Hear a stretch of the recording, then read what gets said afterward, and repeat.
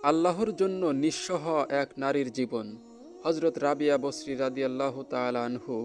বসরার ইতিহাসে অনেক আলেম এসেছেন, অনেক সাধক এসেছেন, কিন্তু এমন একজন নারীও এসেছিলেন যিনি কিছু না রেখে সব কিছু পেয়েছিলেন।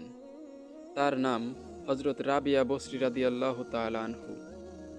রাবিয়া বসরি জন্মগ্রহণ করেন ইরাকের বসরা নগরীতে। তার বাবা ছিলেন চরম দরিদ্র কিন্তু আল্লাহ ভীরু মানুষ। তার মা ছিলেন ধৈর্য আর সন্তুষ্টির জীবন্ত উদাহরণ। ঘরে তেলের বাতি ছিল না, কিন্তু রাতে ছিল দোয়ার আলো। রাবিয়া ছিলেন তাদের চতুর্থ কন্যা সন্তান, এজন্যই তার নাম রাখা হয় রাবেয়া। এক রাতে তার বাবা স্বপ্ন দেখেন রাসূলুল্লাহ সাল্লাল্লাহু আলাইহি ওয়াসাল্লাম তাকে বলছেন, তোমার এই কন্যা আল্লাহর প্রিয় বান্দীদের একজন হবে। কিন্তু দুনিয়া পরীক্ষা নিতে দেরি করেননি। রাবেয়া খুব ছোট থাকতেই তার বাবা ইন্তেকাল করেন। কিছুদিনের মধ্যেই মাও দুনিয়া ছেড়ে চলে যান। এক মুহূর্তেই রাবিয়া হয়ে পড়েন অনাথ। দুর্ভিক্ষের সময় খাবারের খোঁজে সে ঘর ছেড়ে বের হয়, কিন্তু পথ হারিয়ে ফেলে। এই সুযোগে একজন দালাল তাকে ধরে ফেলে।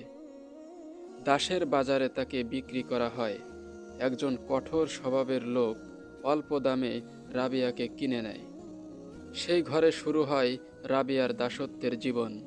ভোর থেকে রাত কঠিন কাজ, খাবার অল্প, বিশ্রাম নেই। কিন্তু আশ্চর্য, তার মুখে কখনো অভিযোগ ছিল না।